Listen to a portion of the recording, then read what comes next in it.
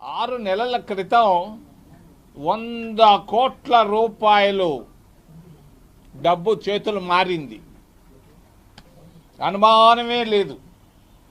100 కోట్ల రూపాయలు డబ్బు మారింది కాంట్రాక్టర్ల చేతుల్లో నుంచి. ఎవరి చేతికి వెళ్ళిందో నాకైతే తెలియదు. 10%, 1% కాదు, 10%. ఎక్కడ పోయింది డబ్బు? ఏంది విజిలెన్సు? ఎక్కడుంది విజిలెన్సు? లెన్సే లేదు, మళ్ళా దానికి ఒక విజిలెన్సు. దరిద్రం.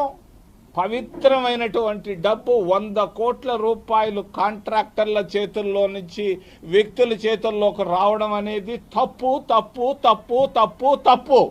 మీరు కానీ చర్యలు తీసుకోకపోతే నేను అడుగుతాను, వారం రోజుల లోపల మీరు స్పష్టమైనటువంటి వైఖరి ఇవ్వాలి.